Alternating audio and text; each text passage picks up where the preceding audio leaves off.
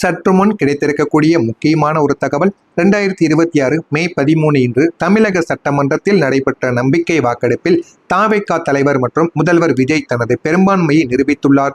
இந்த நிகழ்வின் போது தேமுதிக பொதுச் செயலாளர் பிரேமலதா விஜயகாந்த் எடுத்த அதிரடியான முடிவு மற்றும் அவர் கொடுத்த ஒரு சாக்கான சில விஷயங்கள், இதைத்தான் இந்த ஒரு வீடியோவில் நம்ம முழுமைக்கும் காணப்போகிறோம். முதலாவதாக பிரேமலதா கொடுத்த அந்த சாக்கான விஷயங்கள் என்ன?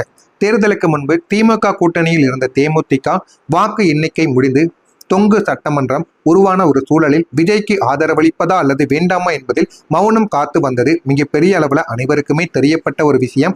ஆனால் இன்று சட்டமன்றத்தில் நடைபெற்ற வாக்கெடுப்பில் பிரேமலதா விஜயகாந்த் தலைமையிலான தேமுதிக எம்எல்ஏக்கள் 5 பேர் யாரும் எதிர்பார்க்காத வகையில் முதல்வர் விஜய்க்கு ஆதரவாக வாக்களித்து விட்டார்கள். ஆனால் இது யாரையுமே எதிர்பார்க்கவே இல்லை. இது மிகப்பெரிய ஒரு சர்ச்சையவே அந்த ஒரு இடத்தில் ஏற்படுத்தி விட்டது. முக்கியமான தகவல்கள் என்னவென்றால், திமுக கூட்டணியில் இருந்து கொண்டு அதே கூட்டணியை சேர்ந்த அமைச்சர்கள் மற்றும் தலைவர்கள் எதிர்த்த போதிலும் தமிழகத்தின் அரசியல் தந்திரங்களையும் விஜய்க்கு ஆதரவளிப்பதாக பிரேமலதா அறிவித்தது அரசியல் வட்டாரத்தில் பெரிய ஒரு அதிர்ச்சியவே திரட்டியுள்ளதுதான் என்று கூற வேண்டும். அதனால இவர் எதிர்பார்க்காத சில எம்எல்ஏக்கள் அவர் பக்கம் போனது ஒரு பக்கம் அவர்களுக்கு கோபமாகத்தாங்க இருந்து கொண்டிருக்கிறது.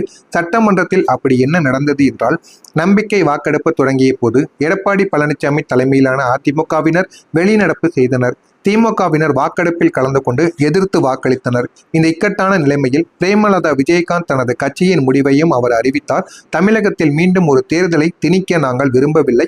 மக்கள் விஜய்க்கு அதிக இடங்களை அளித்து விட்டார்கள். எனவே ஒரு நிலையான ஆட்சி அமைய தேமுதிக அவர்களுக்கு ஆதரவையும் அளித்துவிட்டது.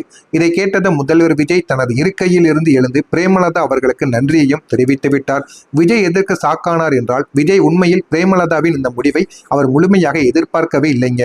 பின்னணியில் இருப்பது என்ன அப்படின்னா, முந்தைய பிரச்சாரங்களில் விஜய் மற்றும் பிரேமலதா இடையே கடுமையான வார்த்தை போர்கள் நடந்து கொண்டிருந்தது.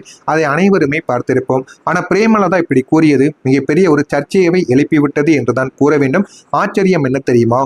இன்று வாக்கெடுப்பு நேரத்தில் எந்தவித நிபந்தனையும் இன்றி தேமுதிக ஆதரவு அளித்ததும் பிரேமலதா அவர்கள் சபையில் கேப்டன் வழியில் நாங்கள் தமிழகத்தின் நலனுக்காக இந்த முடிவை எடுக்கிறோம் என்று பேசியதும் விஜய்க்கு இன்ப அதிர்ச்சி கொடுத்து அவர் எழுந்து நின்று நன்றியையும் தெரிவித்தார். முக்கியமான காரணங்கள் என்னவென்றால், திமுகவின் அதிருப்தி, தொகுதி பங்கீடு மற்றும் தேர்தல் முடிவுக்கு பிந்தைய சில விவகாரங்களில் திமுக மீது தேமுதிக அதிருப்தியில் இருந்தது. அது முக்கிய ஒரு காரணம்.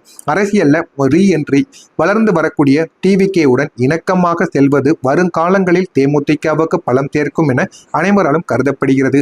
ஜனாதிபதி ஆட்சியை தவிர்ப்பதற்காக வாக்கெடுப்பில் விஜய் தோற்றால் தமிழகத்தில் ஆளுநர் ஆட்சி வர வாய்ப்புள்ளதாகவும் அதை தடுக்கவே ஆதரவு தந்ததாக அவர் விளக்கமும் அளித்துள்ளார். இந்த மாதிரி சட்டப்பேரவையில் பேசும் பொழுது விஜயகாந்தின் மனைவி பிரேமலதா அவர்கள் கூறியிருக்கிறார். அவர் கூறியது சரியா தவறா?